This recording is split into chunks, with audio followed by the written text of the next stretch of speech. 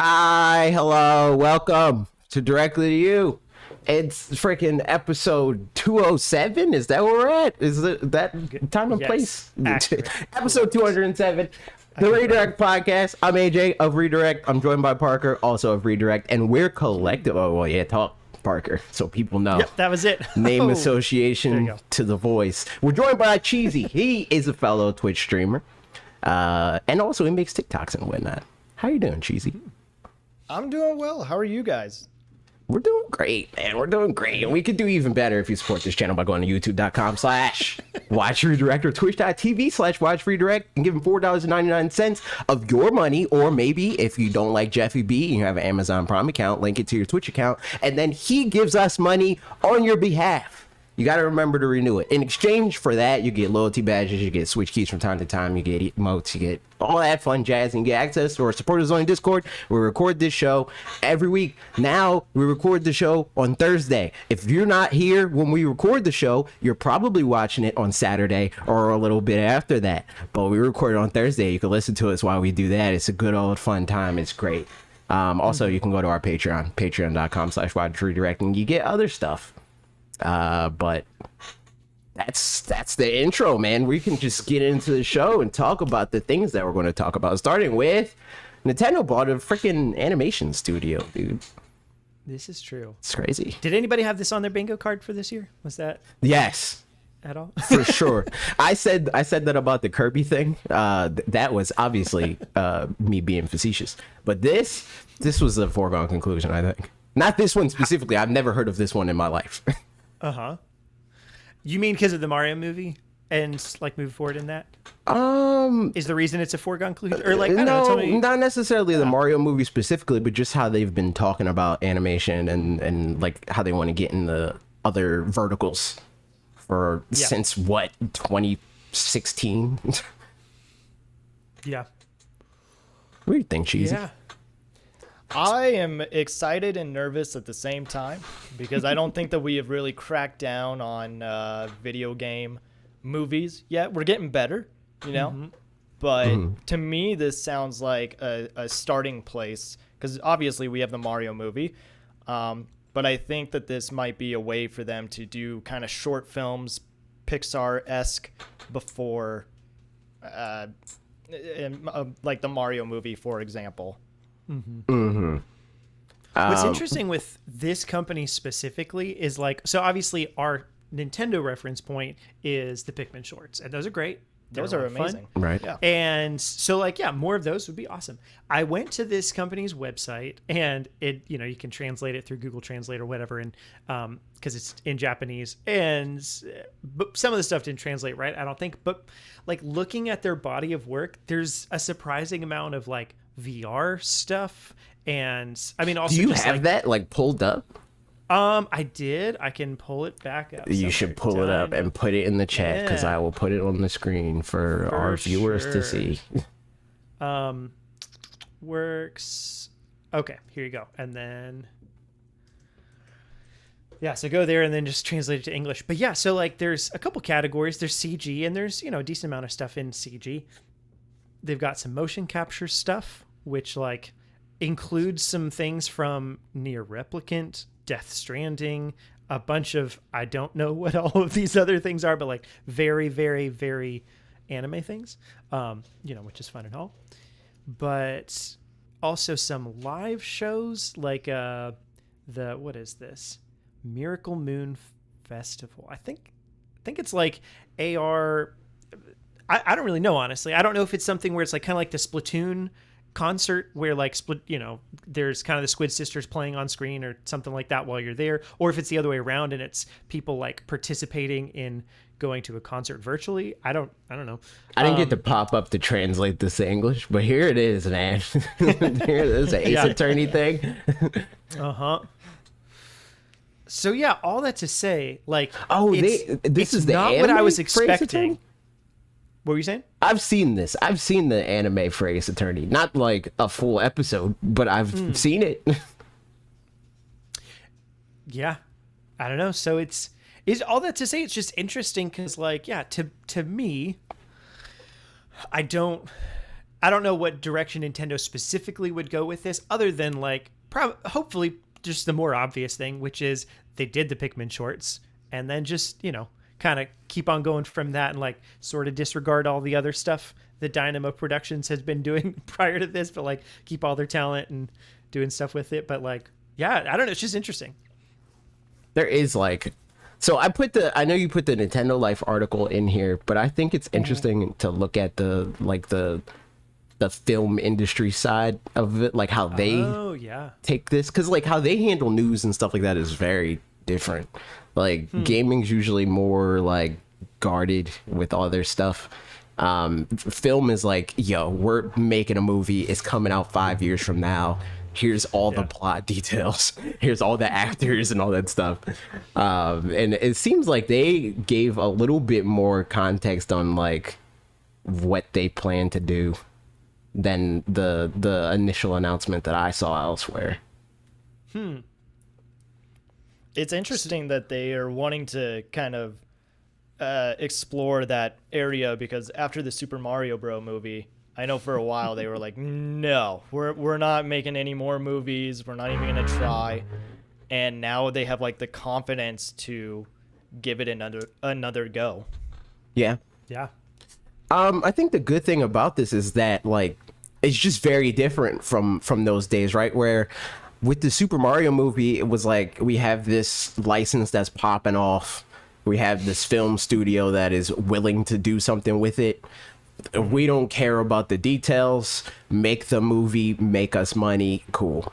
But here, like they're like way more involved, and I think that has a lot of like if you look at the things that have happened outside of Nintendo proper, like Detective Pikachu, that is the sort of thing that can happen when that relationship is in that way.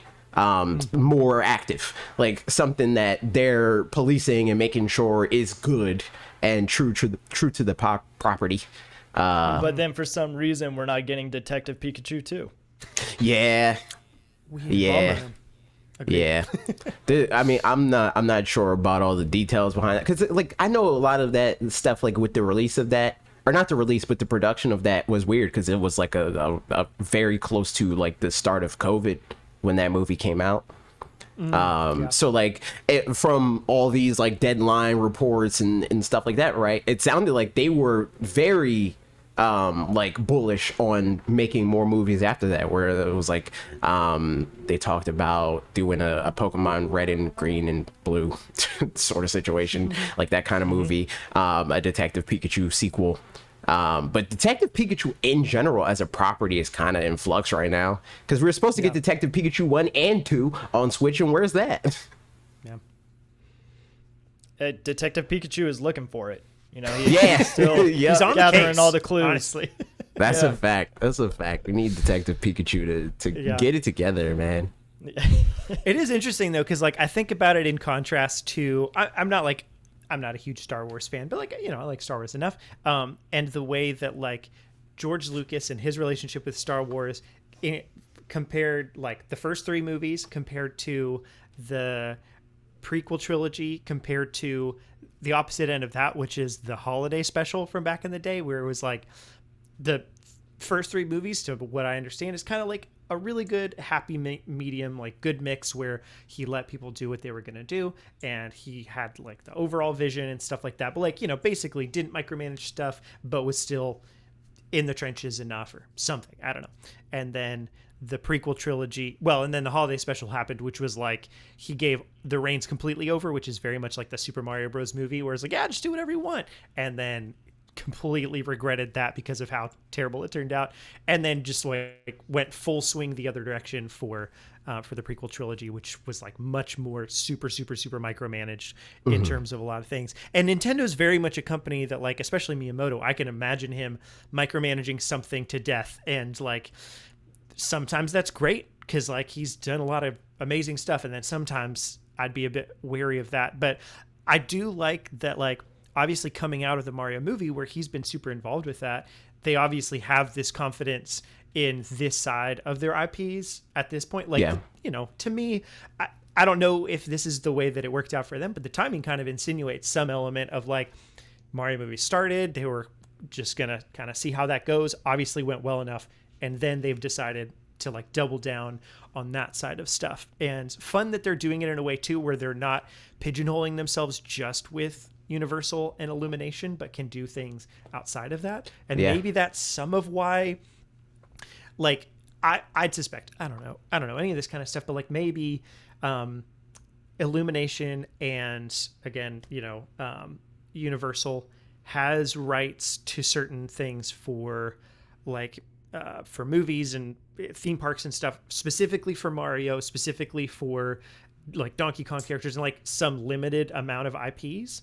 And then Nintendo's maybe going to use this to try to do something in some other IPs that they haven't licensed out to them, and kind of diversify in that way. So that, like, to me, that's exciting if that's the case, where, they can try a couple of different things, and in the same way that they're really inventive in a lot of their own ways, just as Nintendo over the years, kind of leading the market in that way, they can hopefully be pretty inventive in this way as well.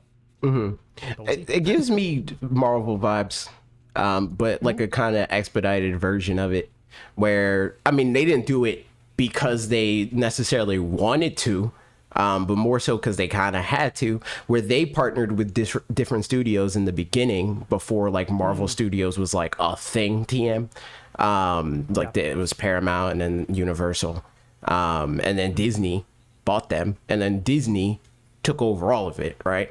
It feels like Nintendo partnered with Universal and Illumination because, they're already in this industry. They do this thing, and then they're like, oh, okay, we kind of got a grasp on this. Let's put our own footprint on it and buy our own studio so we can produce our own thing apart from these like established names and have to give them percentages and stuff like that to do what we can already do. We already have, like a name of our own. We have funds and access. So yeah, why use them? I mean, it's good that if Nintendo is like just holding on to their IPs, I like that. But at the same time, it would be kind of nice to see like Link or Animal Crossing or Splatoon in Nintendo world, because right now it's just Mario and Donkey Kong, which still kind of falls under the umbrella of Mario. It's Mario adjacent for sure. Right. But it's cool to see them like use their, or let other people use their IPs, because Miyamoto, did he help out at all with Kingdom Battle? Yeah. At least like to where they'd have to report back to him on certain things, and he'd give like insights of some amount. I don't know. Yeah, AJ, maybe you have more. From what I understand, like Miyamoto just across the board with stuff like that, like when they go into new relationships with people that haven't worked with Mario, basically third parties. Miyamoto has like say so on like, I don't think Mario would do this, Mario wouldn't move like that, blah blah blah, so on and so forth. Right. So I think he was a lot more involved in that game than he even was, say, Mario Odyssey, right. But outside of that, he's I think his title is like what is it? Creative fellow. Yeah, creative fellow. Like, I knew it was something fellow. He's one of those creative fellows. Which just seems like a creative director sort of thing, where it's like everything passes his desk, but he's not necessarily like micromanaging everything. It's just like he has to, on some level, okay, the Nintendo produced video games and other properties. Just as an aside, how is it that fellow as a word either sounds really fancy or really not fancy? Goofy? Like, there's no in between for that. But that's that's a fact. Sorry, but Cheesy, you were going to say something, I think. I was just going to say, like, it makes me excited for the Mario movie. Like, I know a lot of people are scared for it. I don't think that it's going to be like the greatest thing, but I do think that it's going to be enjoyable. And it seems like maybe they just have a little more confidence with partnering with Illumination and seeing how the process works. And like you were saying, they just kind of want to do it on their own now. But there was like a rumor of a Donkey Kong movie too, right? Yeah. It was like With Seth Rogen? Yeah, it's supposed to be like a spin-off sort Yeah. of situation of this current Mario movie universe thing. We'll see. We'll see. I mean, I'm excited to see it either way, and then whatever shorts they do, or if they want to make a Splatoon anime, I would be thrilled with that. Yeah. But yeah. So on that note, kind of like moving into the more, creative side of this conversation, what are some things, like some specific ideas, if we had to pitch something to Nintendo, what's some things that we would come up with for, whether it's, specifically in line with Pikmin shorts and similar, or just like branching out even further from that, with some of our dream projects for this? I think it should be multi-tiered. I think they, on some level, they should just have some stuff that just doesn't, in the grand scheme of things, matter. It's just like, here's this fun little animation thing we're throwing up on you. Think Pokemon, Kind of like Pokemon does? Yeah, exactly. Like with the Scraggy one or whatever. Right. Those are super fun. Pokemon. But then also on the other end of the spectrum, they very much should like have like Marvel level like phases, Smash Brothers tie-ins with freaking like Sonic is already, like, the director for Sonic is already talking about he would want to do a Smash Brothers movie. So like I think that especially if a lot of video game studios that are like represented in Nintendo's like universe are interested in that, there's a lot of potential there to like establish these like universes as their own thing, but then also be able to build into them crossing over with each other and stuff like that. Yeah. I think that would be sick. I mean, I can envision a world, honestly, just on that front, where video game movies kind of become the new superhero movie to some degree, not in the sense of like just their, super popularity or whatever, Right. But at least in their ubiquity, just that like there could easily be a lot of that. I mean, like they're talking about, or there's going to be a Last of Us TV show, and there's I don't know, some other things that I don't remember off the top of my head. Yeah. But yeah, I could see that happening pretty easily, especially if kind of some people start getting better ideas of how to do that. I mean, it took, honestly, for superhero movies even, it took until I think Blade was the first one that's kind of credited with like making it like a movie thing. formula a little bit. Yeah. And then after that, Spider-Man and X-Men kind of like, were the big ones. Yeah, and there's pretty big But there's gaps been between all superhero of that movies stuff. for like forever. Yeah. Like they've just been bad for a long time. I mean, they were cheesy. Was Bad. Yeah. We can say bad. They were Yeah. bad. But yeah, no, I mean, I'm totally with you. I think it would be really fun to see a lot of that stuff. And agreed. Again, like I think I don't want them to have to limit themselves too much, because I think like the Pikmin shorts are great, but there's only a limited amount of, I guess people bought those, right? Like for $1 or $2 on the Wii U or something like that. I don't think so. Is that how that I'm worked? pretty sure on 3DS it was just you just downloaded it. You just I don't downloaded remember it? paying for it. So like I would like there to be, for it to be sustainable, whatever it is, for them to monetize it however they need to, whether it be with a service, whether it be like an extra tier in the Nintendo Switch Online or something like that. I mean, not specifically that, but something. And so that we can get cooler stuff, Yeah. I think the monetizing it is super easy, honestly. Yeah. It just depends on how committed and like involved they want to be with that, right?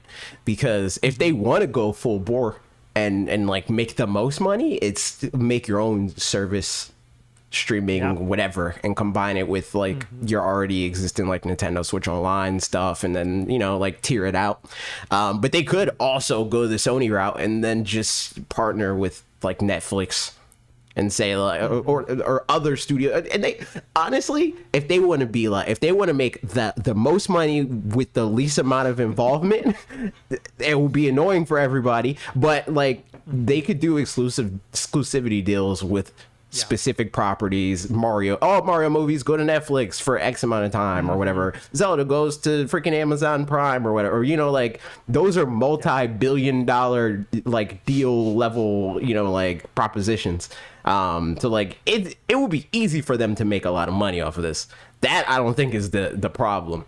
They just have to make sure that the movies are good so that those deals have weight.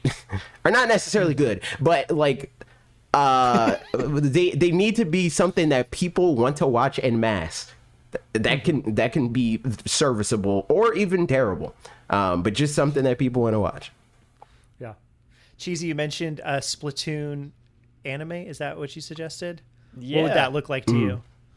Oh man, I just think that it could be so colorful and fast paced because that's how the game is already. Again, like the weird part about all these like video game like movies or shorts, and especially with Nintendo, we never really hear them speak like full sentences, or maybe they don't speak at all. Yeah. So you have to figure out how are you going to make the story work, or are you just going to get voice actors like they did with the Mario movie, and just we all just have to, you know, believe it for the next couple hours. Yeah. Yeah. It is funny too how quickly we end up adjusting to that kind of thing. Well, not all of it. Like I love Charles Martinet, but like I'm glad that that he's not doing the voice for Mario for a whole movie, because that would be hard to listen to. And I think it hurts his throat as well. Sorry, you're gonna say. I believe it. I was just gonna say I am completely on board with Charlie Day as Luigi. Yeah, like that to me 100%. is the greatest casting. Like it's you just see it, and he has said that he wants to make a Luigi's Mansion movie. Like I kind of want that more than I want the Mario movie. Oh, totally agree. I agree. Absolutely. Yeah. Mostly because I can see him doing a good job than I can see Chris Pratt doing a good job. Yeah. But like, I definitely agree with that. What was that? Voices. So I feel like in the same way that like when I saw the trailer for Detective Pikachu, and I remember seeing Psyduck and seeing Clefairy, it was Jigglypuff. Sorry, Psyduck and Jigglypuff in the trailer and being like, "Ooh, those are rough. I don't want to look at those." And like Jigglypuff, you don't see very long, so like it is what it is. It still was a little bit weird in the movie, but Psyduck specifically, I remember seeing in the trailer, being worried, then watching the movie, and after literally like 2 minutes of seeing Psyduck doing things, it just like I was like, yep, that's Psyduck. Like nothing about that's weird or anything. And I feel like there's some degree to where 99% of the time that ends up still being the case, probably even with voices and all. The one that's still weird is Mario and that whole situation. But I feel like Link, is the stereotypical he's a mute protagonist that never talks, blah blah blah. But he also like has the same, the look of so many other fictional characters that do have voices, that I feel like as soon as you put a voice on him that sounds kind of like the voice from Ocarina of Time and forward, I feel like it would probably work itself out. I don't even necessarily think that they have to make him talk. Like that's what I was gonna say. You could. The storytelling is more than just speaking. Like there definitely needs to be other characters around him that speak, and I think that they've already proven that can happen and not be weird. Like I think everybody but Link can talk, and it's fine. To your point, like I don't necessarily think that Link can't talk or whatever, but I think that like that question doesn't even have to be like, don't get over it, like if it seems weird even to them throughout, then just don't do it and write the story around that. For sure. I think it's a more compelling story, and it's more of a challenge to write that story. Like think of like Mad Max Fury Road, like he barely talks at all, but yet you're still really engaged in what is going on.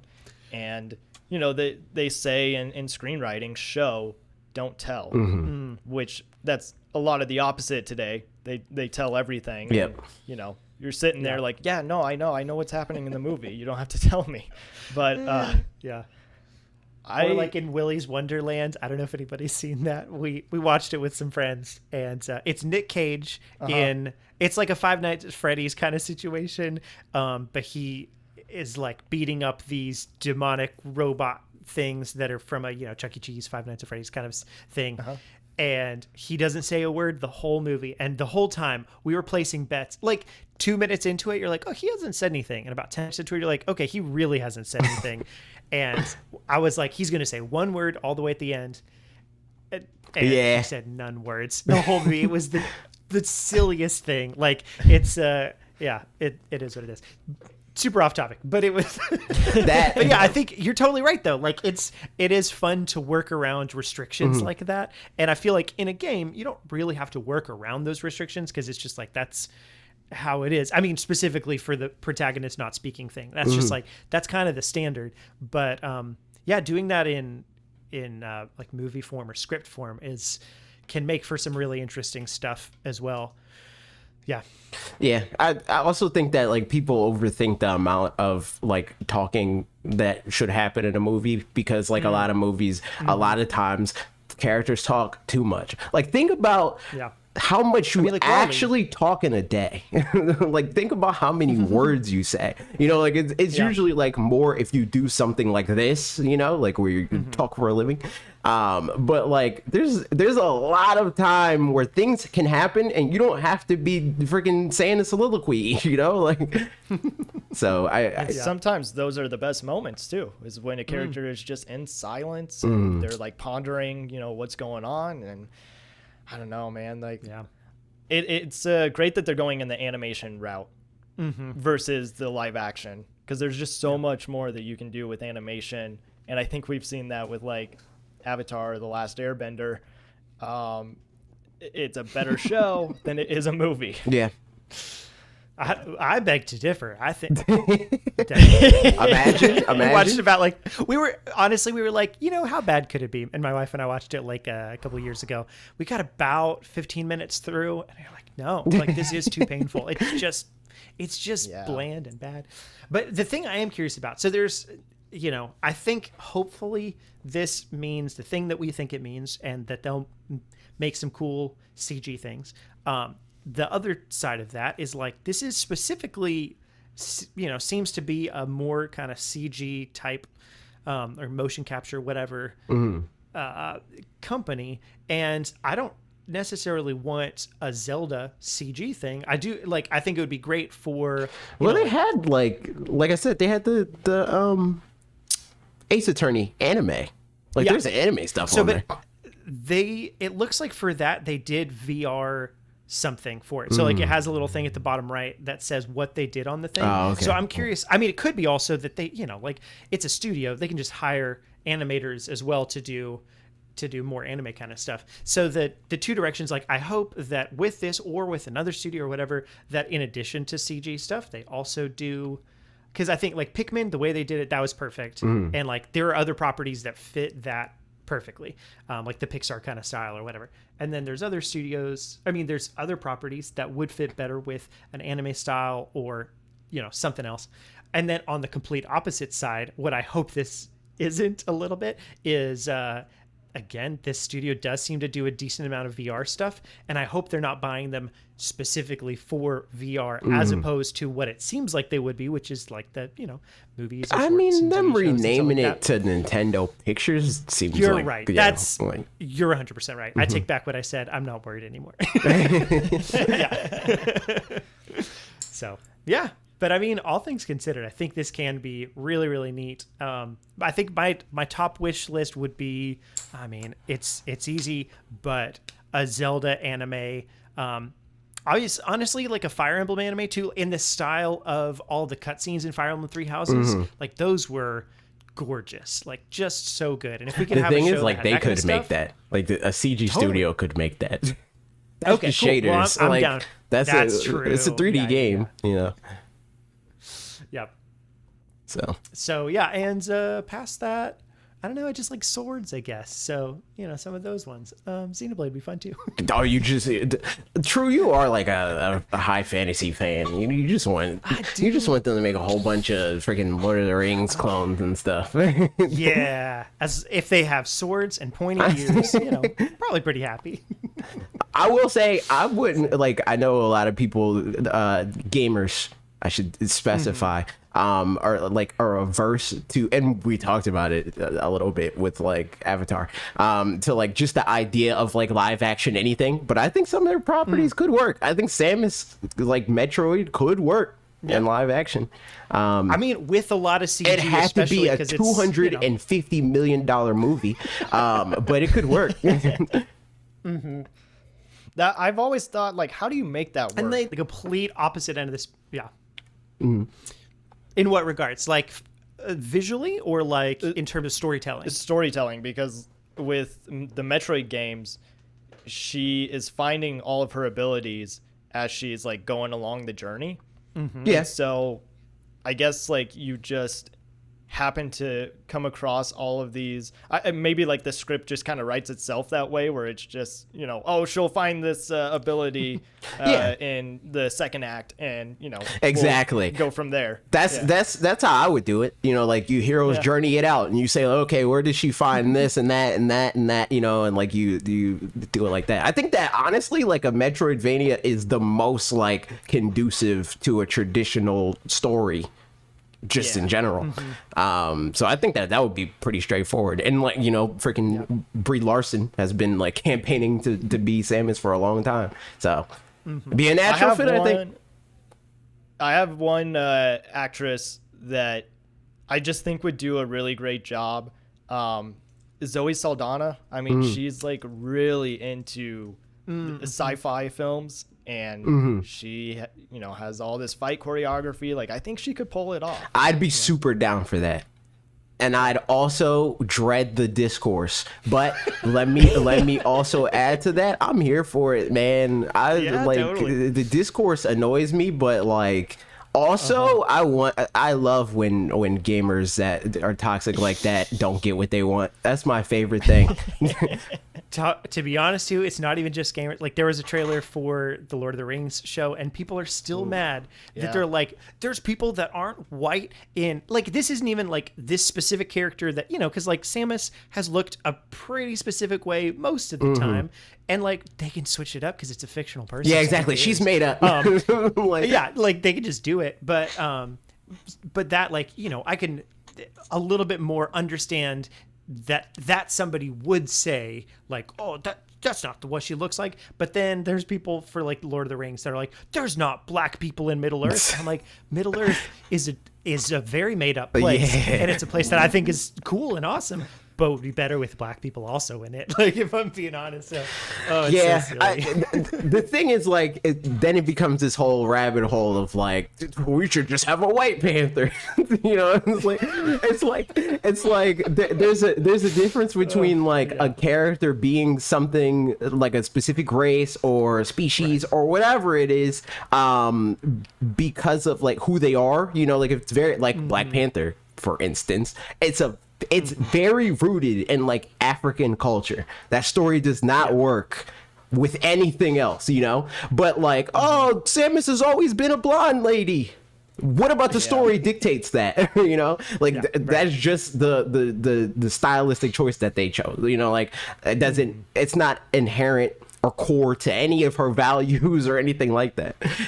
So she could be whatever, you know? Yeah. And that's really I'm here for Zoe Saldana doing it. That's really the guiding light there. It's like, is whatever this character is, race, freaking hair color, or whatever, core to the character on a storytelling level?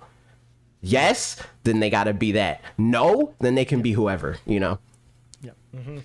And I think, as far as cheesy, to your question of like how to do it, I think hero story kind of thing. You could also have some of it, you know, because typically you'll get 8 to 10 abilities throughout a game, and maybe that's too many like points in a movie to do that. But it could be a TV show, in which case each one of those is an episode, which, you know, probably works out pretty well. Or do a couple of them in a montagey sort of thing, or, you know, something like that, which is a little bit cheesy. But hey, man, you know, be careful how you use that word. A little bit campy. Yeah, there you go. There it is. But well said. Good point. But yeah, I think that kind of thing, like it, at least especially in all the superhero movies that we watch and all that, there's this moment oftentimes of basically like the Super Saiyan moment, where just because they're more, you know, we just finished Miss Marvel, and there's just a part in that where she has better powers and is more powerful because she has more feelings about having that, which is like, plot there is needs something you to to be said for stronger. that. So right, exactly. So it's like, cool, just do it. And again, you know, it's the whole like mom adrenaline lifting car kind of thing. Like there's basis to it, I suppose. But probably even better if you actually did find an ability to do it. But yeah, I think it would be really interestingly done, and also like she can talk, and she can talk to herself too, and especially since it was based kind of on or inspired by Alien, at least, which I haven't seen, so I can't speak to that too much. But that's a movie, so I guess there must be something that could make it work as a movie. But yeah, it would be fun to see for sure. But with that, I mean, you got to show fear. And, Totally. Nintendo, I don't know how real they want to get, because there's like close encounters, every time you're playing a Metroid game, and I think you got to show that with the character. They can't always be winning. Yeah. They tried, but that's the thing that's weird about, like, I'm still confused with Metroid Dread, like how people talk about that game being scary. And I'm like, how? Why are you scared? It's tense. Like, I would agree with it being tense. I don't even feel like it's moments. tense. I'm just... How many enemies have you run into? Because the further you get into it, they get a little bit more tensier. I'm going to say is every time I ever see an enemy, it's the same thing. And people say similar things about Guardians and Breath of the Wild, right? For me, again, it's fight or flight. Like, fear to me, like a scary thing, is the flight instinct. I'm fighting. So, like, in Dread and Metroid Dread, it's never been a thing where it's like, oh my god, I'm scared. I'm like, yo, come on, let's go. Let me parry this. I'm trying to parry. I'm going to parry. I'm parrying it. It's not like, I need to run away. It's like, I went to murder this thing. Like, yeah. So. Yes, Alec, tensier indeed. Fear. But yeah, I think there's a lot more good ideas, but we should probably move on to some other things. But you know what? Last thing is maybe Bayonetta will be a good. I said that without the say in the middle bit. I'm shooting. I already switched to the thing. We're talking about new games, dude. Perfect. New games. Here's Bayonetta. Look at that. It's here. We finally. Okay, I don't know that I'm going to make this video anymore at some point, but like at some point I thought about making a video that's like top 10 longest waits for Switch games, like from reveal to release. Number one, obviously, still Metroid Prime 4, because who's to say when that? Yeah, it's still not a thing. But Bayonetta 3 easily second slot for now. And here it is. It's finally coming the day before my birthday. So good job, everybody. W. Happy early birthday. Thanks. But yeah, I don't know. Give some thoughts, y'all, if you have any. I'm down for this. I tweeted this announcement and I was like, yo, it's a W when announcements that can be tweets are tweets. Like, not everything needs to freaking be a presentation. So I was happy about that. It's like, we know this game exists. You have re-announced this game multiple times. Just give us the date. And they did that, so that part was cool. Outside of that, I played the first two video games more than once, because I played 1 and 2 on the Wii U, and then I played 1 and 2 again on the Switch. So I am down to play this game. I just friggin' I don't know. I mean, I might stream it. Seems like a game that would be fun to stream. Cheesy, have you played Bayonetta at all? I haven't. I really know nothing about Bayonetta. My first introduction to Bayonetta was actually Smash 4 when she got introduced to the roster. But I know that she uses guns and she's kind of violent, and that she's a witch. Yep. But it makes me wonder, she fights with her hair. That is also her clothes. Yeah, I just don't know. Did she ever watch Hocus Pocus or Halloween Town? Because I mean, maybe I'm remembering witches differently, but yeah, I think you're wrong, and she's right. She would know. She's a witch. Come on. She's definitely a witch for sure. Yeah. She's not like a broomstick riding, freaking cauldron green, long warty nose kind of witch. But she's like a Sabrina witch sort of situation. Okay. Except with kung fu and stuff. She punches people and stuff. Yeah. You're saying Sabrina doesn't know kung fu? I know. I mean, she probably knows kung fu. I mean, probably. But yeah, no, honestly, Cheesy, yeah, I haven't played any of the Bayonettas either. And yeah, I'm definitely intrigued. Honestly, I was gonna download Bayonetta 1 off your profile yesterday and play, but it was the same time you were streaming, so I was like, I'll just do it some other time. But I might go ahead and try to give it a go, because I think yeah, I don't know. I've heard a lot of good things, and that it's really good. And honestly, the fact that it has I know it's silly, but and they even made fun of it themselves with the naive angel mode thing. It's like, honestly, yeah, I'm here for that, just because like that's easier for, like it said, living room play and otherwise, like it's just nice to have that option. That was one of the frustrating things with, again, Xenoblade Chronicles 2 was like, man, it's got cleavage galore and then some. And so like not having that just makes it easier, I guess, and more approachable to a lot of people. I don't even know, like, because when this game initially came out, I was not streaming. So I don't know, like, how they handled that anyway. Like, would they take you down for playing the game? I don't know. I mean, because it doesn't have any actual nudity, right? To my I mean, it understanding? has nudity, but it's, like, obscured nudity. Okay, yeah. Because like, I don't know. you can see it. Like, but it's kind of, and like Smash Brothers does a similar thing already with her, right? Where like she does the whole like her attack with her hair situation in Smash, but she has like clothes under that kind of in Smash, or it's like just so much like area of effect to the attack that like you can't really see it in Smash.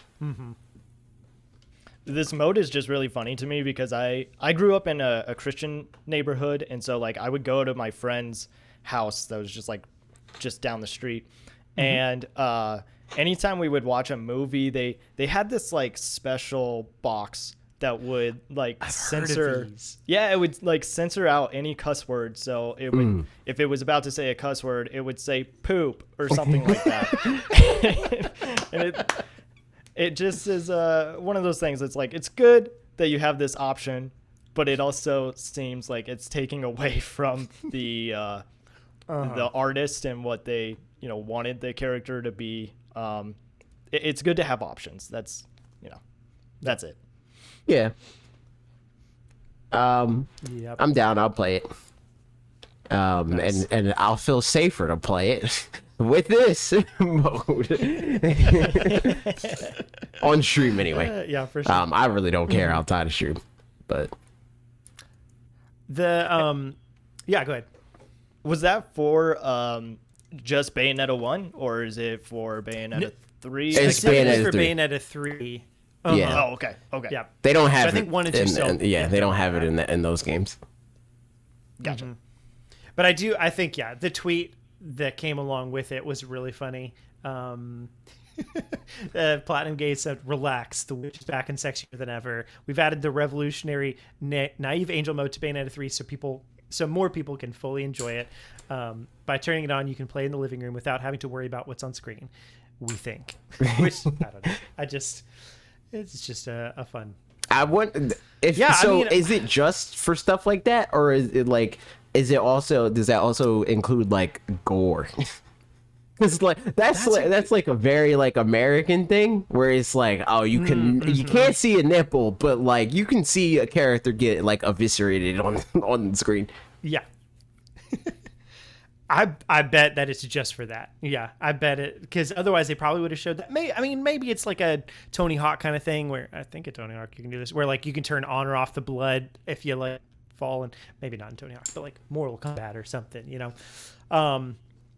But I'd kind of be surprised based on the way they marketed it. So we'll see.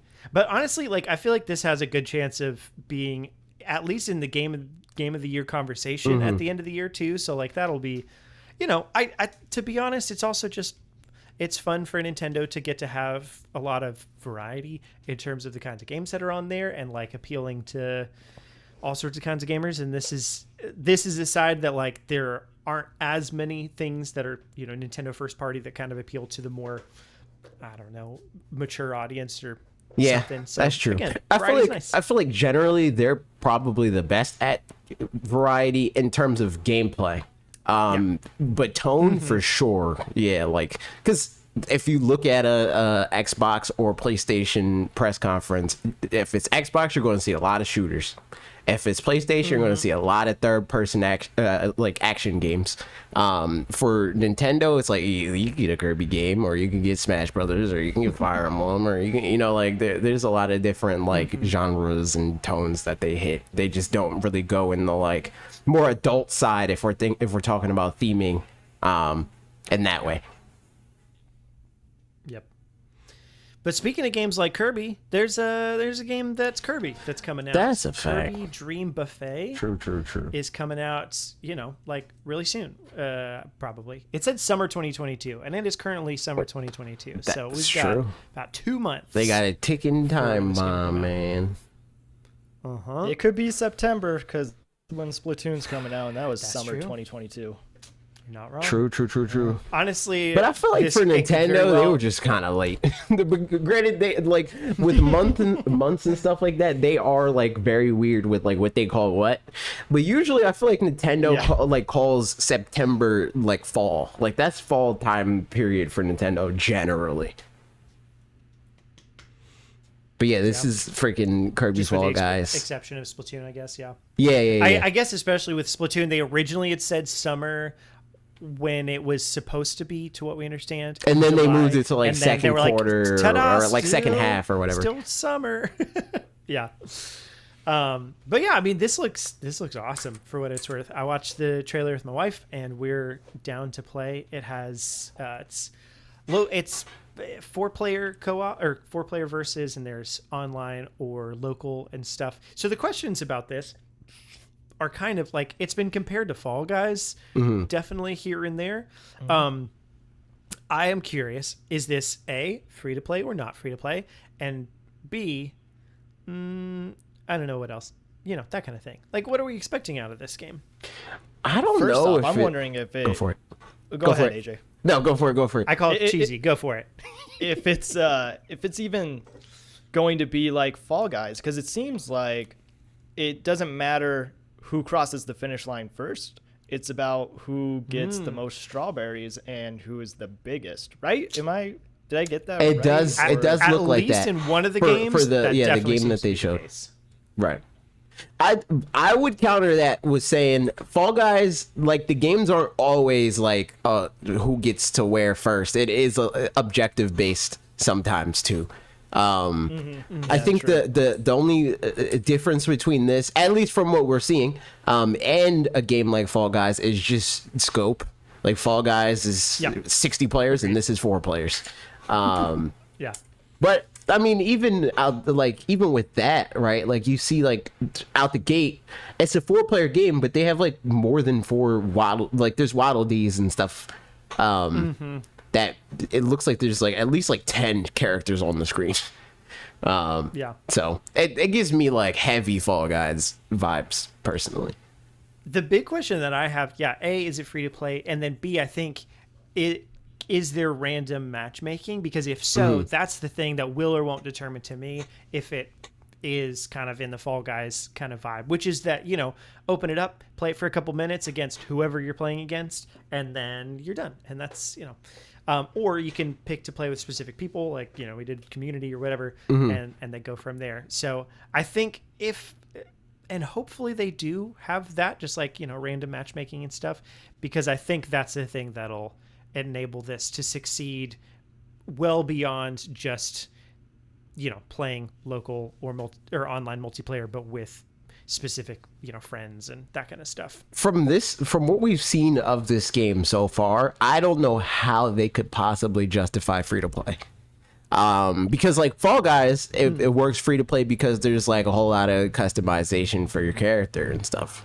But in this game, they didn't show any signs of any type of customization. I feel like if it's a free-to-play game, they want to come out the gate with, not necessarily saying that it's free to play, but like come out the gate with some sort of messaging that's like, yo, you can, there's depth to like the character that you can like, and customization and stuff like that, right?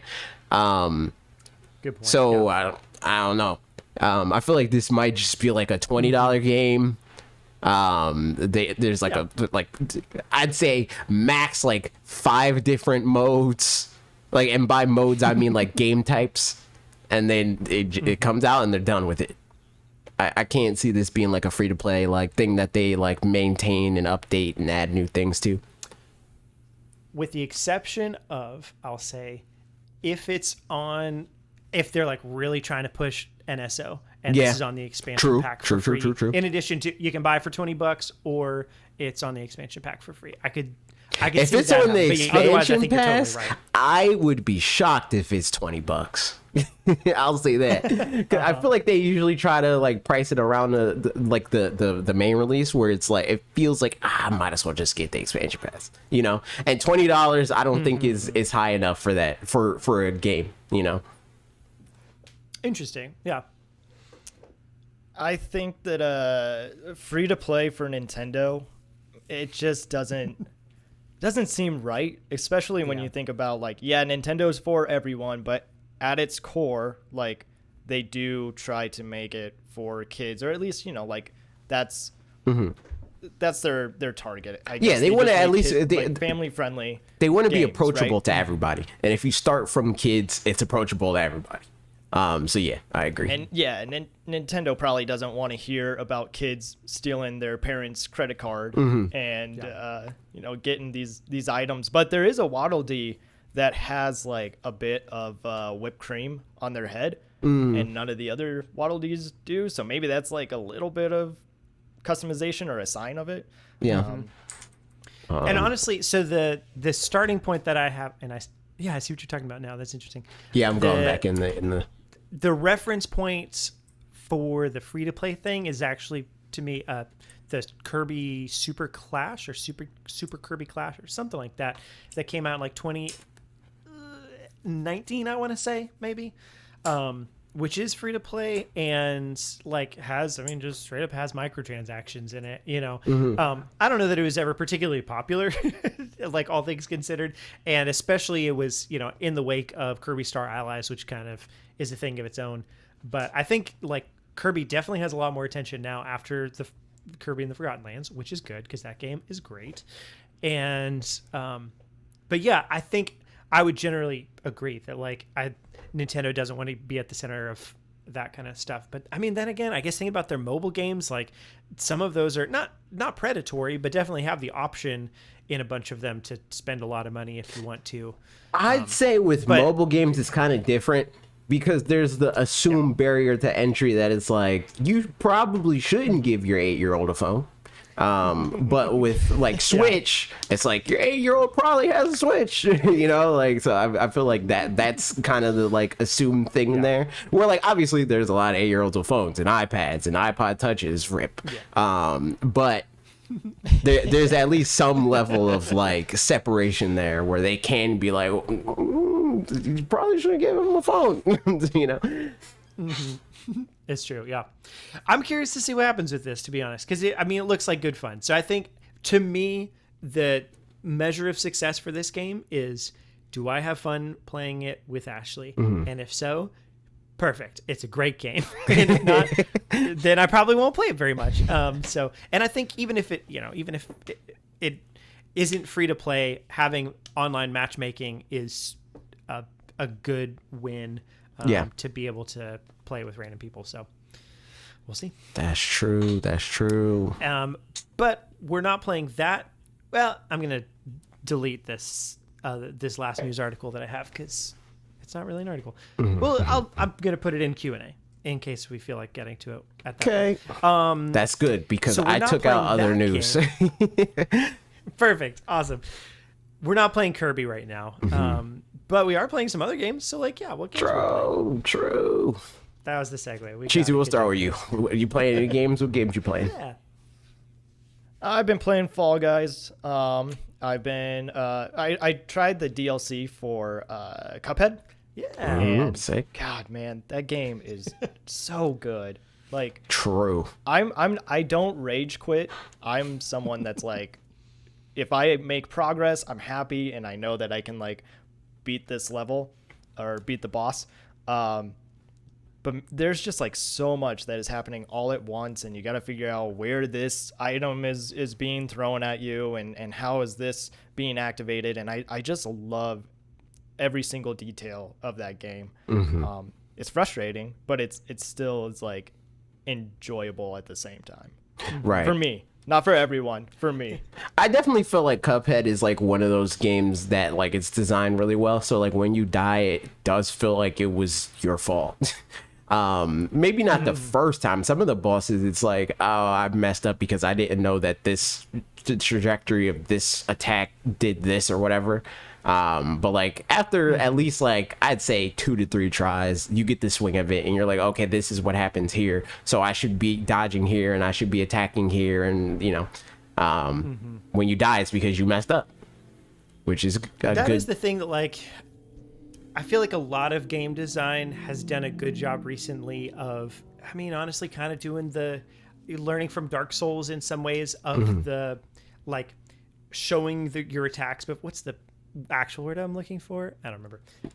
The frame data, the hitbox, something. But like basically the word where it's like you're showing your attack. But like you are like rearing up to it, and it's like, oh, that one's gonna be this attack. Oh, like anticipation.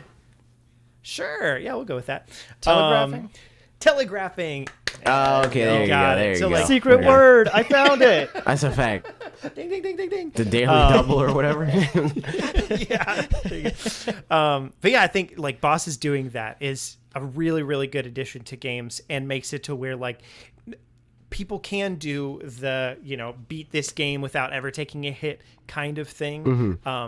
And like bosses are more enjoyable because eventually you feel mastery over them, and that's just really fun. You know, I mean, it could be really, really hard to get to that point, but it's not like fewer bosses feel cheap in a lot of games than they used to.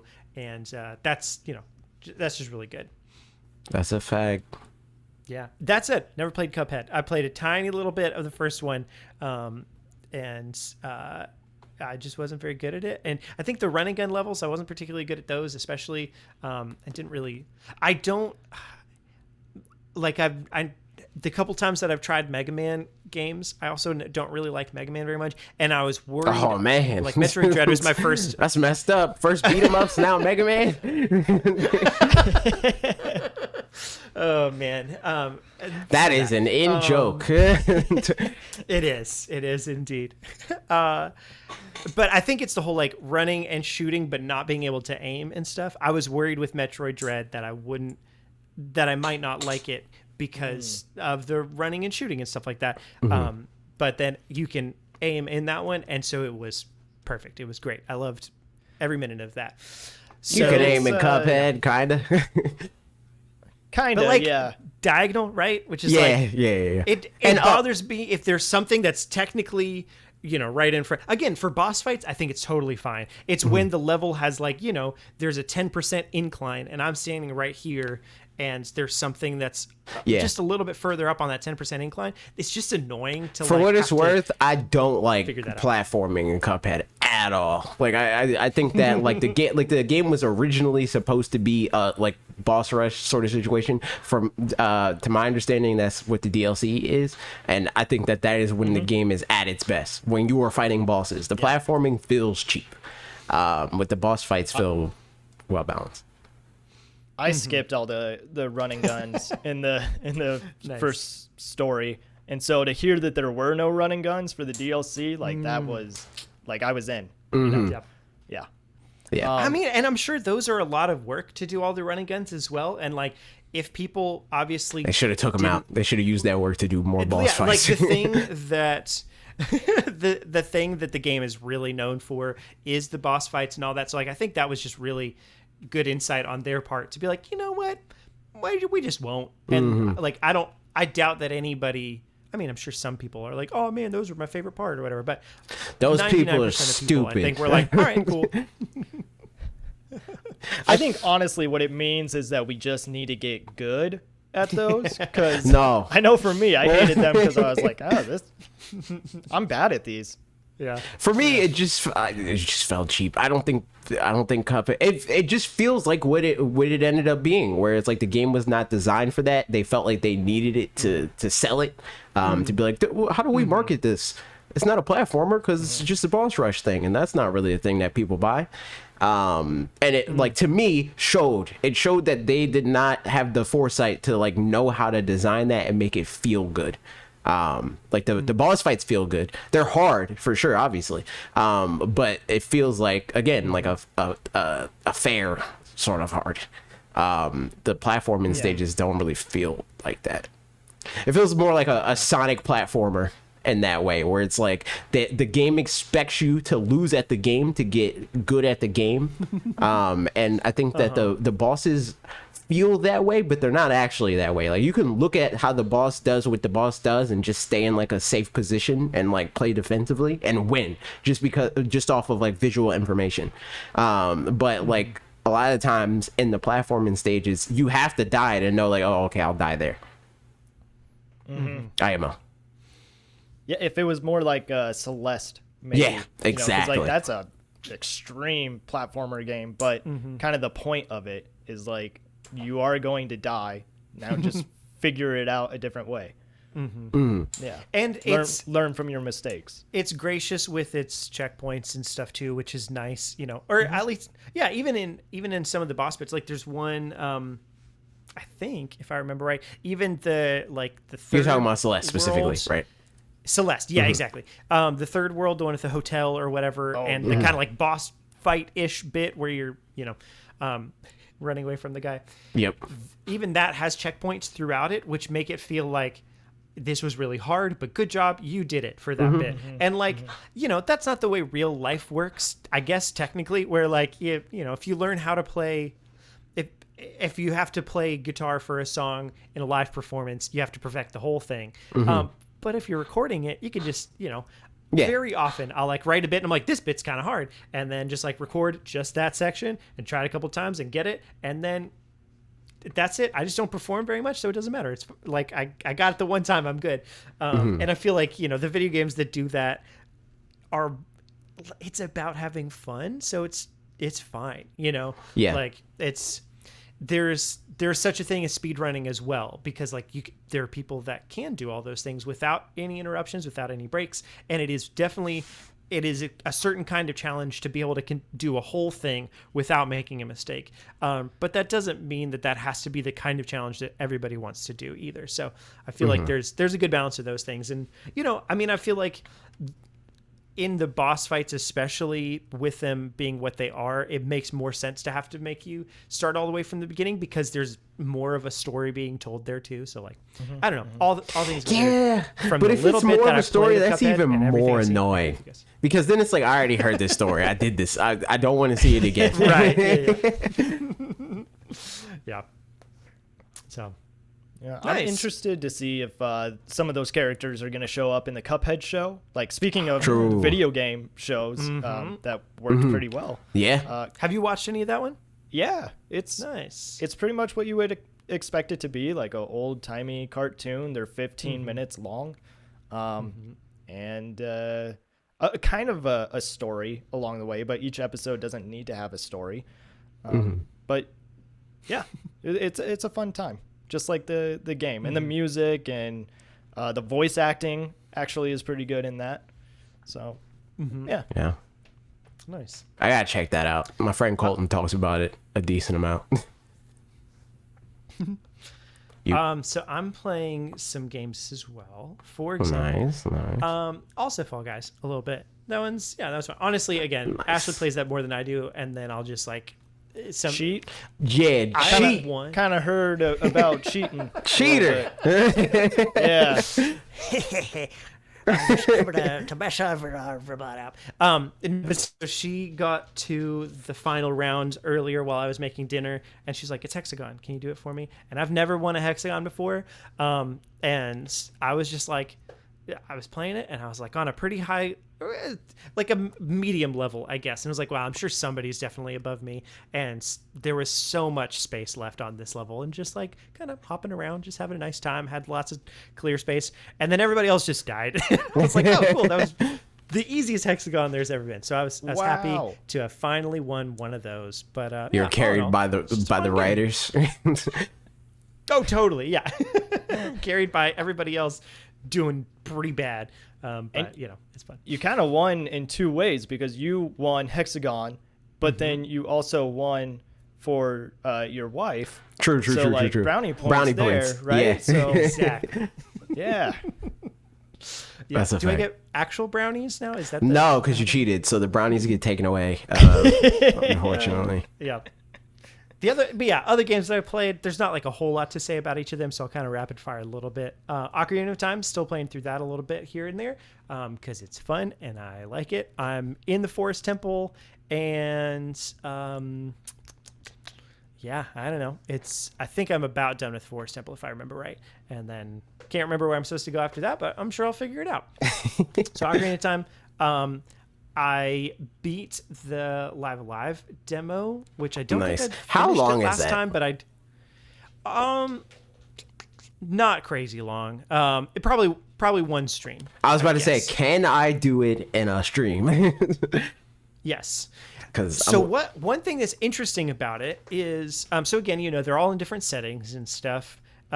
Cheesy, have you played the Live Alive demo, or do you know anything about it, or? I haven't, but I'm curious. Okay. Does the save data transfer or will it? Does, as it should. Okay. Yep. So totally does. And so it's the first. So the game has 7 different stories that are like gameplay wise. Like if there is combat in any of them, the combat is the same. Like done the same way, even though the characters, the kinds of moves you have depending on what character you are, those would be different. But like the actual way that it does turn-based combat is the same. But yeah, so 7 different stories, and in the demo you play the first chapter from 3 of those, and 2 of them feel like more standard a little bit. Like one of them feels particularly kind of standard JRPG affair. And then I'm not gonna.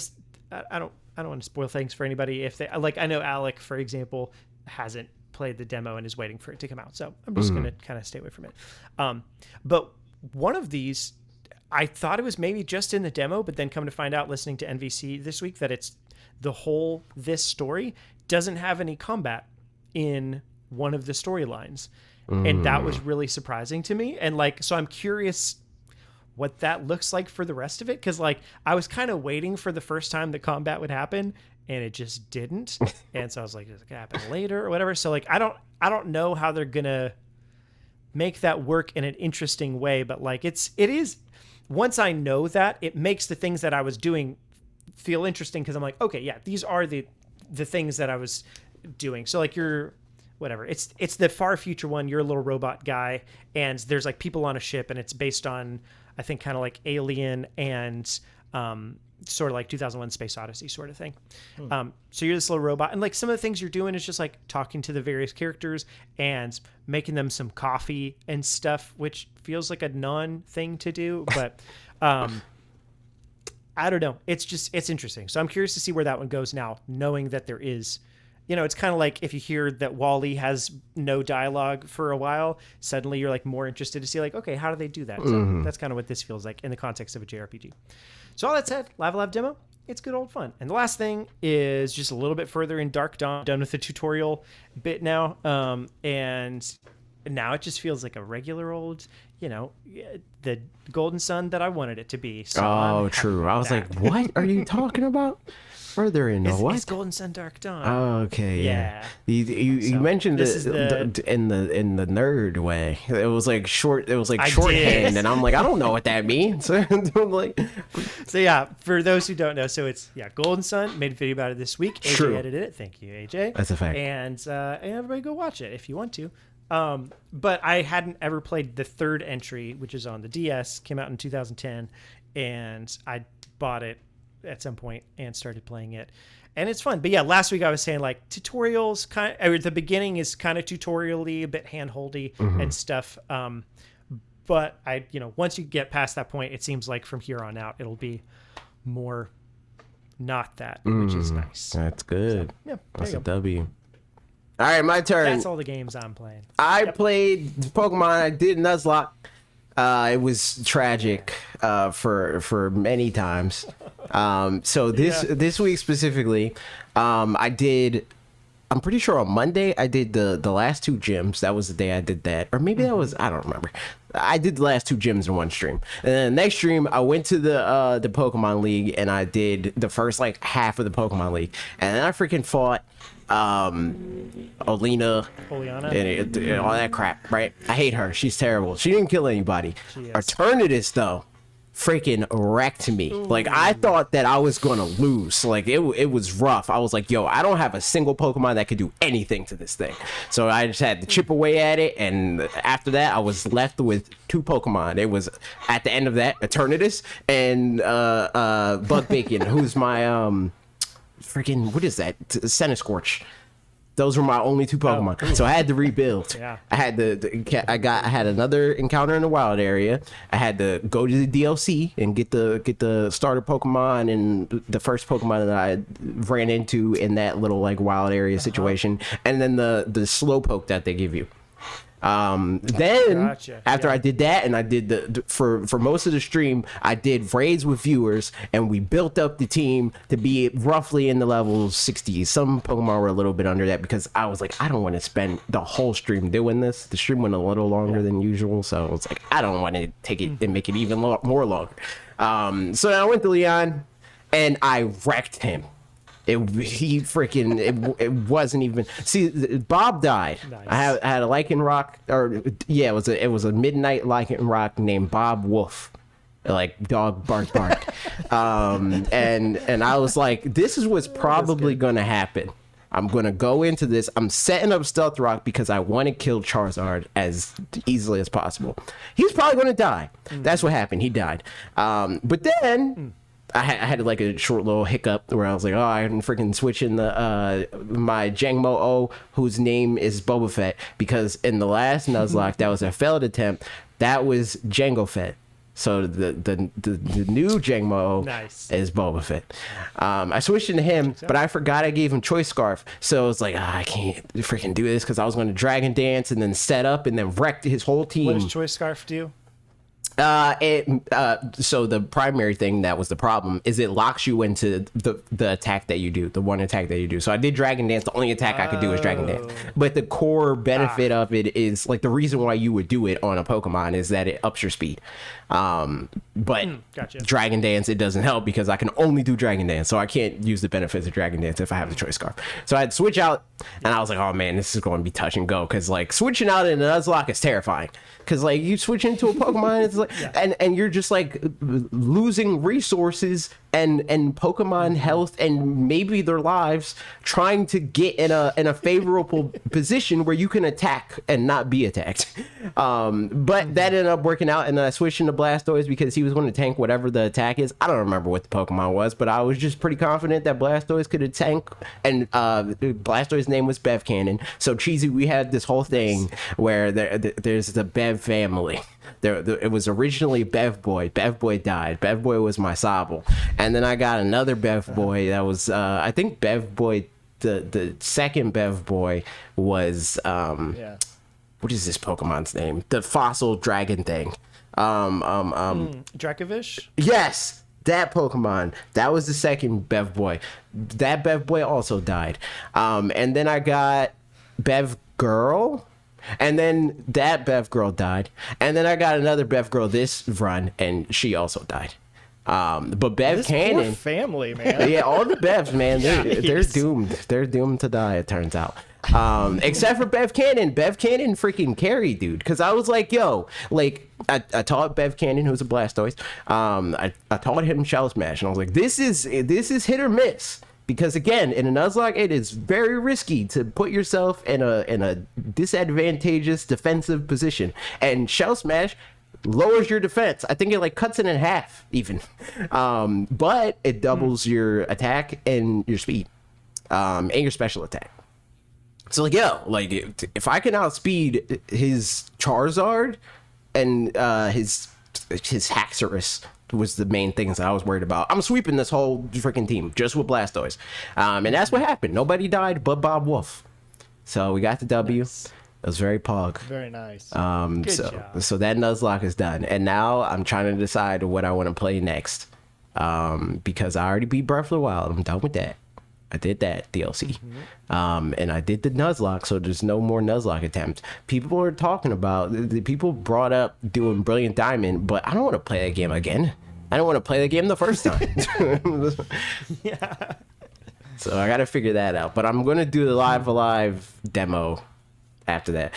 Beyond that, Smash Brothers. I'm playing Smash Brothers because I always play Smash Brothers. And Smash Brothers is partially the reason why we moved this podcast in the first place, like we talked about, because I want to go to locals so I can get even better at the video game. And hopefully...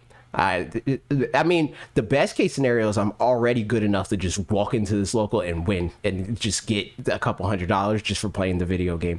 But if I'm not already good enough to do that, the goal is to get good at doing that. So there's just free money every week. That'd be cool. Yeah. That'd be great. But also to, make more friends that are close to me that play this video game, that are good at the video game. Because currently my current friends that are good, like close to me, are bad at the video game and don't want to play me in the video game because I'm already too good at the video game. So hopefully I get friends It's a real catch-22. Yeah, it's true. So I need to get friends that are good at it. So that's my secondary goal. I want to farm the people for money in the video game and also make more friends that are good at it. Speaking of that, I'm not currently It feels very playing JRPG of you to just grind to get the money and resources to, I don't know, something. Hey man, Feels fun. Gotta do what I gotta do. That's the long con, right? Because if I get very good at the game, right, and I get good enough to go to bigger tournaments, go to majors and win those, that's good for content. We're a Nintendo channel. Smash Bros is a Nintendo game. That helps grow influence. But no, apart from that, so a while ago, there's Multiverses, which is the Warner Brothers Smash Brothers clone that is coming out soon. There's a public beta that is happening later this month.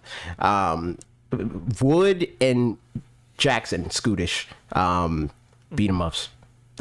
Both of them. They played during the alpha of this game. And I did not. And I was like, yo, I want to play that game. I like platform fighters. That would be sick.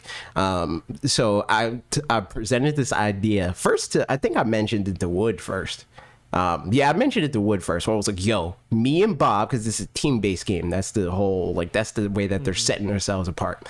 I was like, me and Bob have never laid hands on this game. We don't even know the buttons. You and Jackson have played this game for this weekend or whatever. They did a sponsored video. They played a few times on stream they co-streamed it. And I was like, yo, but me and Bob are a lot better than you guys at Smash Brothers. So the whole thing is we're just going to use our freaking game sense, dude. We're just going to game on them after we at least learn the buttons. And hopefully we win. And we're going to, I don't know what exactly we're going to do, first to 5, best of 3, something like that. But Bob presented the added stakes of putting $1,000 on it. So what I'm saying is I'm about to get a free $1,000 and it's going to be W. That's great. So you got to win that money first by playing Smash Bros. And then hopefully, don't yeah, true. Yeah, get the $1,000 from the then you local. got to go back to playing Smash Bros. That's a fact. Yeah, that's true. But the primary plan is, if I lose, I threw. Or Bob threw. But it's a game that I can help Bob play the game, that's the whole thing. I'm going to play Bugs Bunny, and Bugs Bunny has this attack where he throws a pie, and it's a projectile, so it hurts your opponent. But also, if your partner is in the line of sight of the pie, it heals them. So there's a lot of stuff like that where it's you can do things to make your partner better at the game. So that's also part, and he has he blows a kiss and that gives them a stat boost, it can break shields. So that's another part of it. I'm also relying on, hopefully, because Bob's pretty decent at Smash, he's not terrible. So I think the thing is I know Bob's better than Wood at Smash. I'm pretty confident that Bob is better at Scootish at Smash. I'm not even sure that Wood has ever taken a stock from me in Smash. And Jackson, he's never beaten me. He's taken stocks, but, so, I'm pretty confident that we're good. We're fine. We can do it. Just off of game knowledge. When did you say this happens again? Sometime during the beta period. So it's between the 19th and 26th. Well, actually, the open beta, the full open beta starts on the 26th, so it's probably going to be like between the 19th and the end of the month. We're just going to pick a day, but somewhere in that window, and then do the thing. So you'll hear about it when we have a solid date. I'm sure we'll make a big deal out of it. Yep. So you can watch me freaking rob Jackson and Wood for $1,000 Nice. on Twitch.tv. Well, that's fun. It should All be right, fun. and with that, we come to our final segment. That's a Q&A. fact. True. We got some questions from Twitter. First up, Cheesy. Whoever that is, asked, yes. What is a Nintendo? Cheesy, do you have an answer for this Twitter user? Cheesy. I mean, they have a great name. What? What is a Nintendo? Well, it goes back. Oh my gosh, what 90? Is that right? 1890. Yes. Something like that. Nintendo is really just kind of whatever you want it to be in the eyes of the beholder. I think it means It's the friends we've made along the way. Yeah, luck to heaven. Is that like honestly? Is that what it? I means? think that's in contention. You know, it's like leave luck to is heaven it? or something like that. But Yeah, I leave don't luck know to if Nintendo ever corroborated that. Yeah. The name Nintendo is commonly assumed to mean leave luck to heaven, but there are no historical records to validate this assumption. Yeah, There you go. So look at me knowing I know about that Nintendo. never knew that. Yeah, Paul Rudd played with a Nintendo once, so he probably has some knowledge. True. That's true. on He does. He's got the inside scoop. That's true. He's the leaker. He's the one that keeps, That's it. Yeah, Doing he's the the one leaks. that's playing with power. He's the source. He's the source of Yeah. all of the leaks. Yeah. Yep. Does he throw out fake leaks too to like keep people on their toes? Yes. That's And then some. That's crazy. What is a Nintendo though is a loaded question. You know, just because whatever you grew up with, that's probably your Nintendo. That's true. That's true. Yeah. All I feel my like- Xbox, my PlayStation, and my Nintendo were all a Nintendo at one point or another. Yeah. I don't know that I Also ever to, like, remember my parents as mom. well. Yeah, like I know because I think so. A Game Boy was my first console, so I mean, which it's a handheld, but still. So I think a lot of things were a Game Boy, although then whatever. But yeah, I'm curious if I feel like my mom probably just said like video games generally. I'm not sure that she ever said like, "Are you gonna go play the Nintendo?" But maybe. Now I'm curious. I mean, I can't find out because that's the past, and I mean, you could ask her. Don't have access. You to could that. ask her. Yeah, I could. She might. She might know. Because she's her. It's true. Good answers. Chris the Butte asks, "Sorry, I've been gone so long. I bought a house. Congratulations." Yo, congrats. That's hype.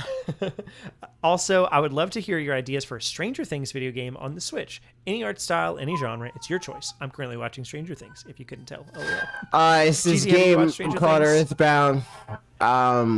That's what they should do. Me, somebody that has never seen a single second of Stranger Things. That's what I think. yeah. That's great.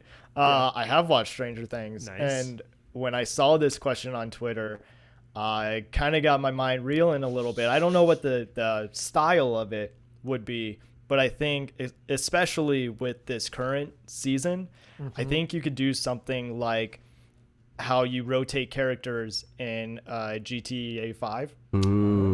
Interesting, yeah. And you might need to rotate characters between these two different storylines, and it becomes more of a puzzle, I guess. So like you could be controlling like Dustin and Steve in one story, and then you have Joyce and Hopper in the other story, but you have to switch between the two in order for the game to work. So it's not like you stay in one area the whole time, but you are just switching back and forth the whole time. Yo. I mean, honestly, but kind of what like if I a feel way like out, dude? What if a way out? That's exactly what I was going to say. Yeah, It's like a man. game that the whole show is so much about being in community, being in groups, whatever. And like, so yeah, AJ, just for context, most of the seasons, there's like little factions of the cast that'll end up being these 2 people together, these 3 people together in their little clumps doing their own things. And it all kind of like works together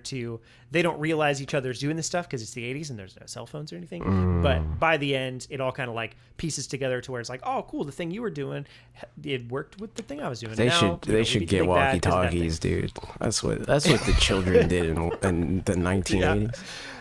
Yeah. It's true. I mean, they have some in some of the seasons actually. So you're exactly right. They just don't. But yeah, I feel like walkie-talkie. exactly what you said. Oh yeah, they don't have industrial strength walkie-talkies. Yeah, because they're in. One of them is like one group is in Indiana while the other one's in Russia. So like, I don't really know. Yeah, they need. The 80s didn't really figure that out. Yeah, man. I don't need, like, a I don't even know walkie-talkie if at that modern point. day technology has that kind of walkie-talkie. I don't know. You just got to get a really long. running You got to yelly. get 2 That's cups what it and is. two and one really long string, dude. But yeah, no, I'm with you. I feel like that's a good way to do it. Is have those be partner characters that you do together at the same time. Because like, or honestly, kind of like Luigi and Gooigi sort of a thing. Where you're doing stuff together. But I could see it being locked out to being just co-op. Or, again, do Luigi and Gooigi where you can switch between the two, but then it doesn't really allow for as many like fast-paced moments that tend to happen, here and there. So, no, that's a great idea. I feel like art style, in my mind, it's kind of like, why am I forgetting the name of this game?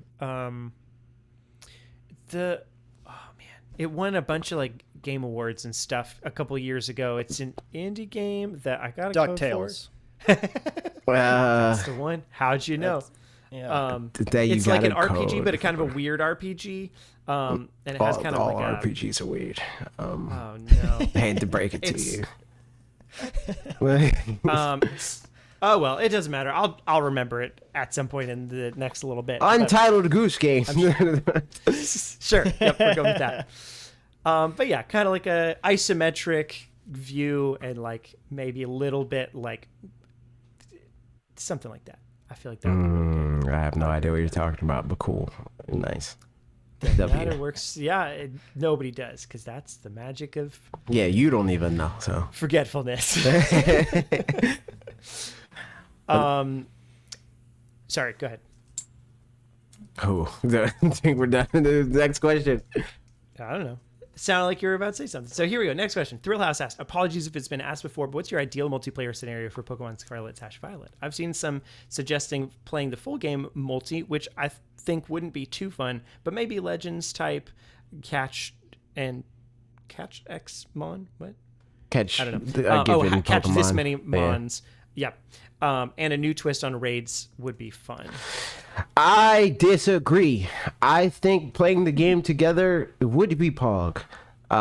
It's like this sort of like, not necessarily like, again, I've talked about this before, where it's like if you're battling against a Pokemon and it's like Pokemon Let's Go sort of situation, that wouldn't be fun.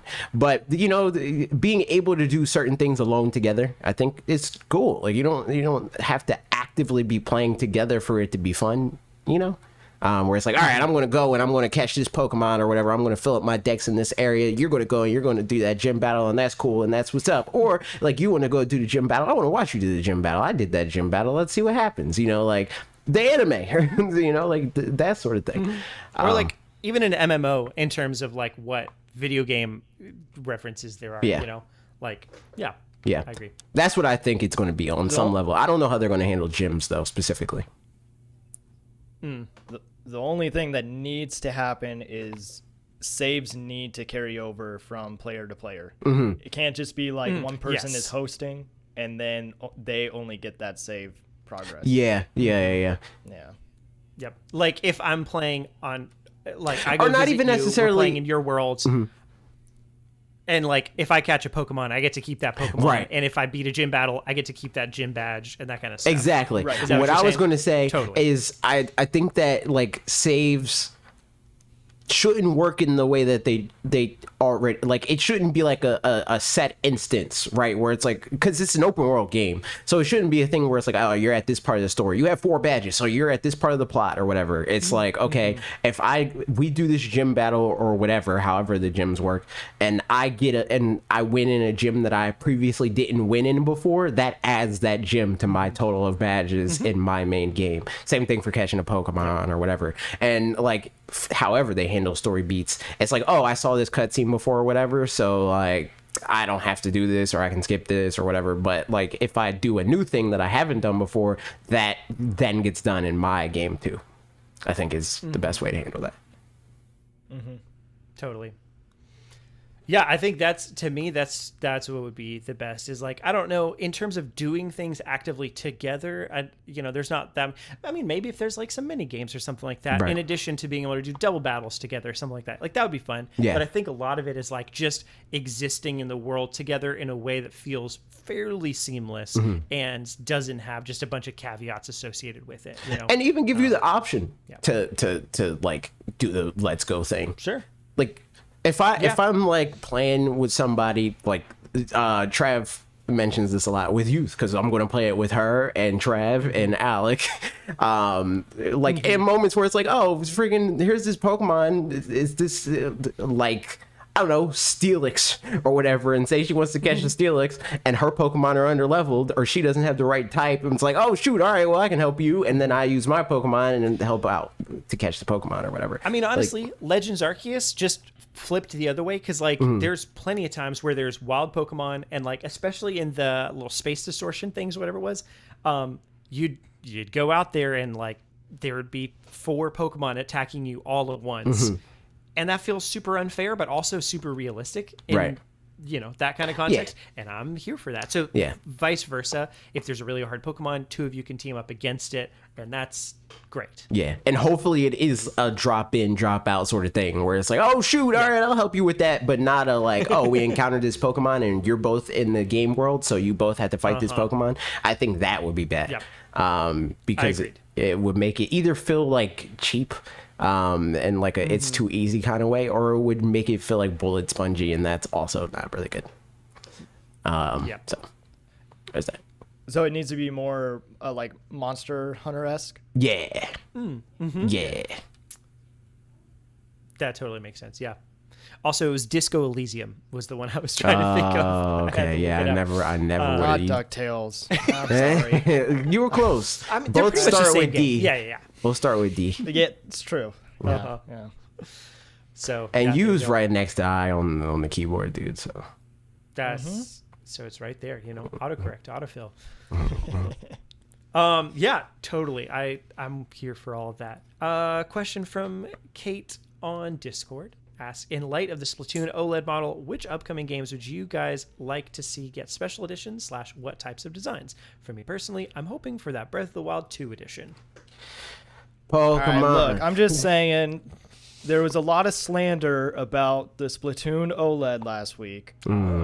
I completely understand why there was slander.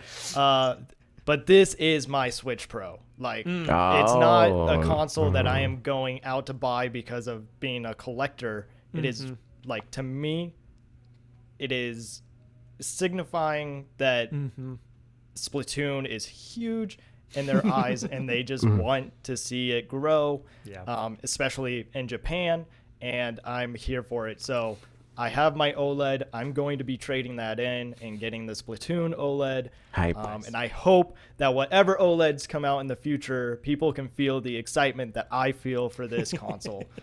Yo, that's lit. It's fine if you don't feel that way. It's fine. But for what it's worth, I like Splatoon a lot. I just don't really like this specific. I like the design of the OLED. I don't like the Pro Controller. That's what I don't like. I think the Pro Controller looks kind of mid. But the OLED is pretty sick. I'll say that. Me personally, Pokemon free, and I would do the same thing. Like, assuming that it looks good, and it's not like the Pokemon Let's Go one, because I think that looks terrible. If the OLED model hopefully it is an OLED model, because they could very well do a light, and that would be annoying. If the OLED design is cool, I will do the exact same thing that Cheesy would do or is going to do for Splatoon, and trade in my current OLED for that OLED, because that would be dope.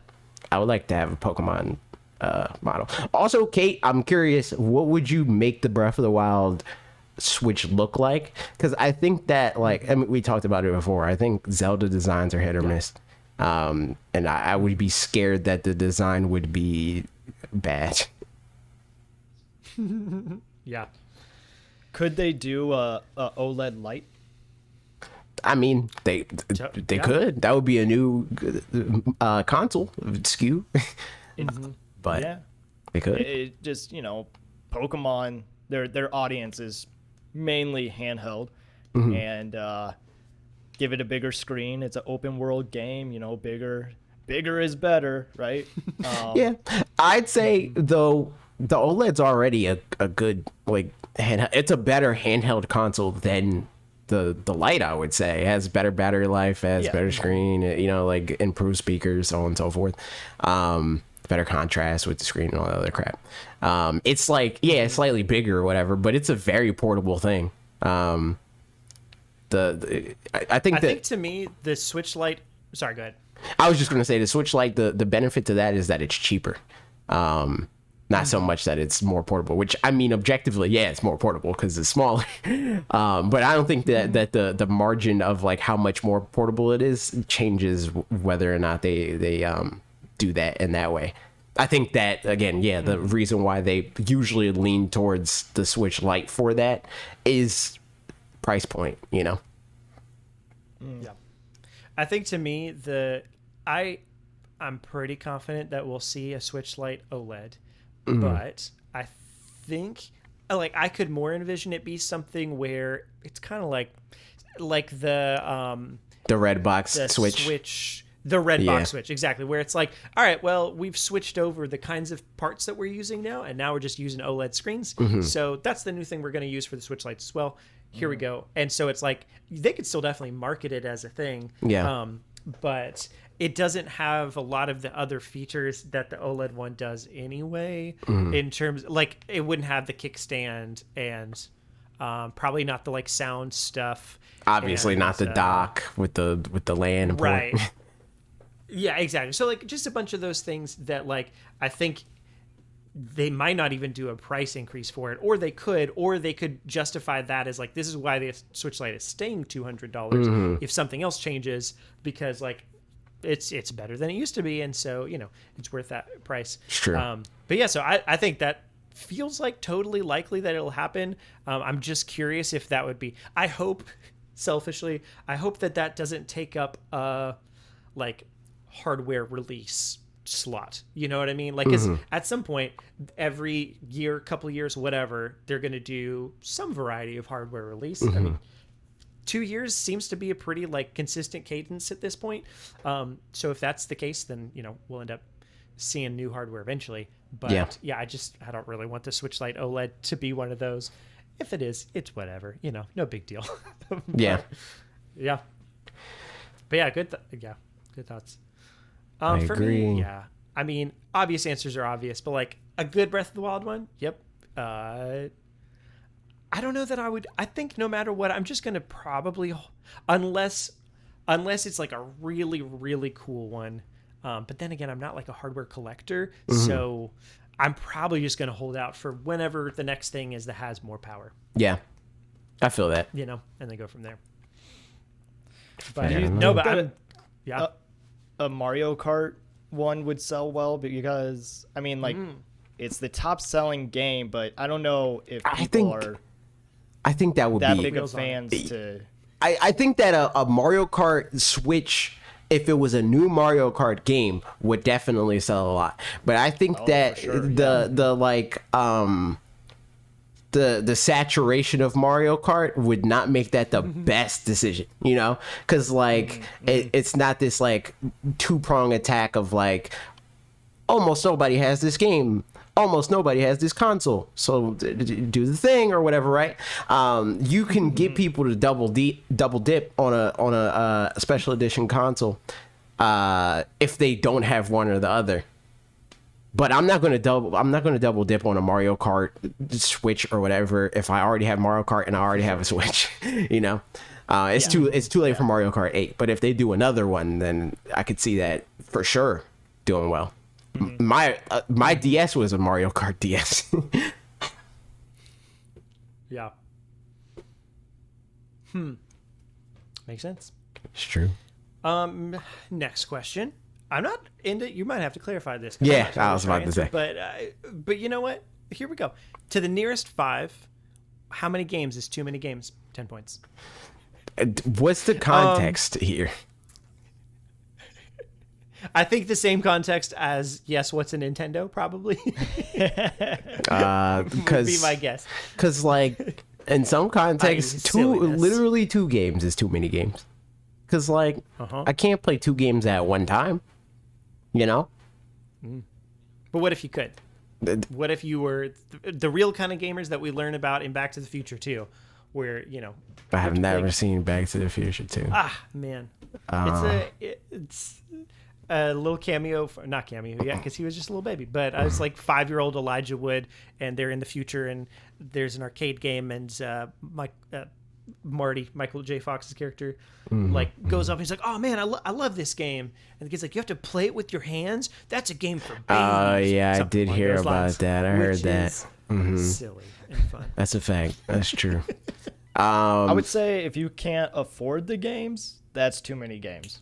Yeah. Yes. That's also true. That's true. Yeah. Yep. You should probably stop. I'd say like if as far as like a cycle of rotating games that I would be playing, at the same time, I'd say more than 3 is too many games. I can juggle 3 games, but more than that, nah, I'm good. Yeah. So it depends again on the context. I can juggle like 2. Yeah. Yeah, but you have a human to take care of, so. This is true. Sometimes 2 humans. True. But yeah. I mean, you could. Is it board games? Is it like also true? Scotch? What kind of games are we talking about? Yeah. We talking Wordle? Just one a day. Oh yeah, like if it's Wordle, then that increases the amount of games. If it's if it's like a mobile game sort of situation. Yeah.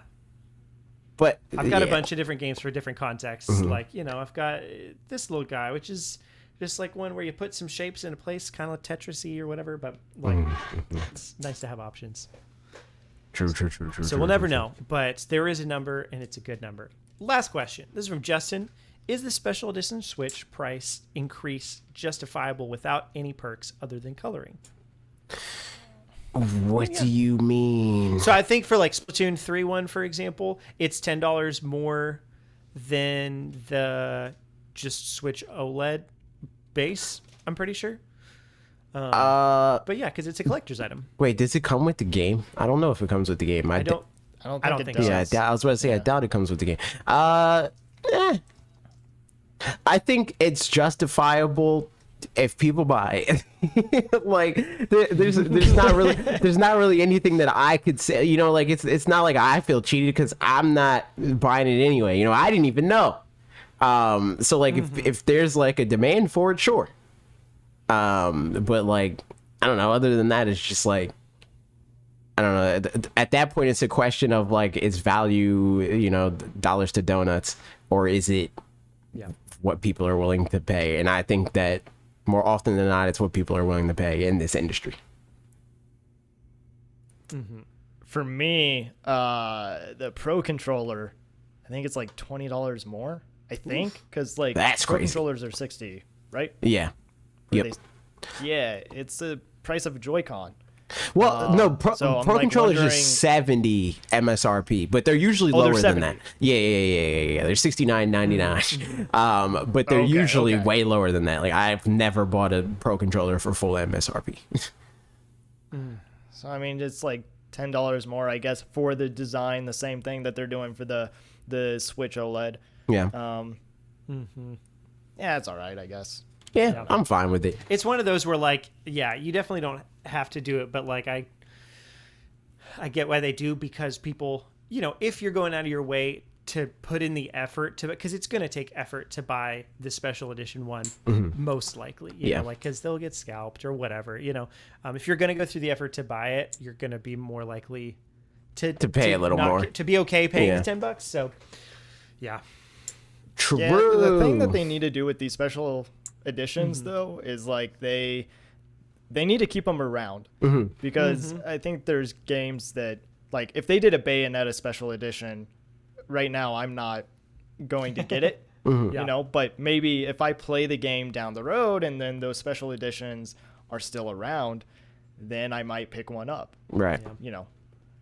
Yeah. I mean, the same is true, honestly, for like a bunch of games in the like physical market and stuff, where it's like you can't buy Xenoblade Chronicles 2. You know, like they stopped printing those in like 2018 or something like that. So then at that point, it's like whatever's out there is out there, and they're getting pretty expensive to buy at this point. I'm pretty sure.